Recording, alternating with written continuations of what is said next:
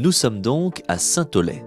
À l'ouest du département de la Dordogne, cette petite cité de caractère se situe à la frontière du Périgord, de la Charente et du Bordelais. Et à Saint-Aulay, nous sommes encore en terre occitane. Alors Saint-Aulay, ça vient de Sancta Eulalia, et Eulalie a été martyr au 8e siècle, et c'est un nom assez répandu à l'époque mérovingienne. Donc c'est l'origine du nom de la commune, Sancta Eulalia, qui est devenu au fil du temps, alors en occitan c'est Saint-Eulalio, voilà, avec un accent tonique bien placé. Et donc Saint-Aulay est une bastide qui a été créée en 1288, par le seigneur Pierre Brémond. Une bastide, c'est une ville nouvelle en fait, qui est créée au Moyen-Âge, surtout au XIIIe et XIVe siècle. Et donc les constructions nouvelles sont organisées à l'ouest de ce promontoire rocheux sur lequel on est. De son histoire, Saint-Aulay a conservé bon nombre de témoignages en pierre.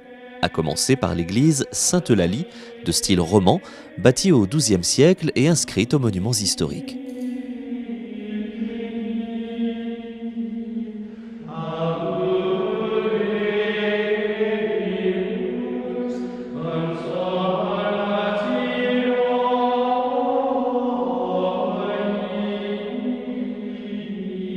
La tour ouest demeure le seul vestige de l'édifice, tombé en ruine au fil des siècles, avant d'être restauré à la fin du XIXe siècle.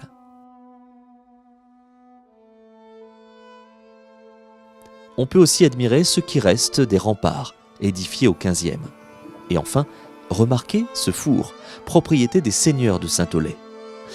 Les Eulaliens devaient y faire cuire leur pain et s'acquitter d'une taxe auprès de leur suzerain. Depuis quelques années, on met en valeur le patrimoine, donc on a réhabilité les remparts. Et juste après la réhabilitation, il y a une partie des remparts qui s'effondrait, il y a 3 ans, heureusement sans faire de victimes, donc il a fallu reconstruire. On a mis en valeur toutes les ruelles qu'il y a, on a fleuri, et on a réaménagé tout le centre-bourg, on a effacé évidemment toutes les lignes électriques. Pour mettre en valeur le travail qui a été fait sur la commune, on a créé un circuit qui permet de découvrir la ville, en prenant comme emblème le renard qui se trouve sur la cheminée, et donc qui sert de fil conducteur, de fil rouge. Donc il y a tout ce patrimoine bâti et le patrimoine paysager qui est important aussi. En effet, la commune peut s'enorgueillir de ses espaces verts.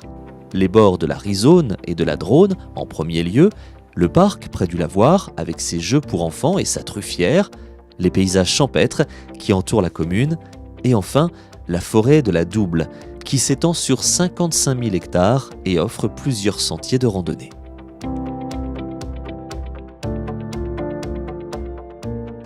Alors autour du patrimoine naturel, on a engagé dans la charte zéro herbicide qui nous paraît important, et on vient d'être labellisé Agenda 21, notre village terre d'avenir, parce que c'est une des façons de mettre en valeur le paysage, tout en respectant l'environnement évidemment.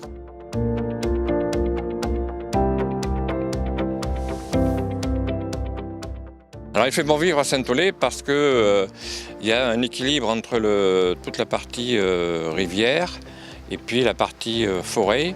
Et donc l'été, ça se retrouve puisqu'il y a des activités de baignade et toutes les activités de loisirs qui vont avec, près de la rivière. Et toute la partie forêt, parce qu'on a un environnement, une forêt de la Double qui est extrêmement préservée. Trouver un endroit aussi grand à 1 heure de Bordeaux avec autant préservé, c'est extrêmement rare, donc il y a un potentiel important. Saint-Aulay accueille enfin un certain nombre de festivités, parmi lesquelles la foire de la Latière, le festival des musiques épicées ou encore le salon international du pastel. Bref, on ne s'ennuie jamais à Saint-Aulay.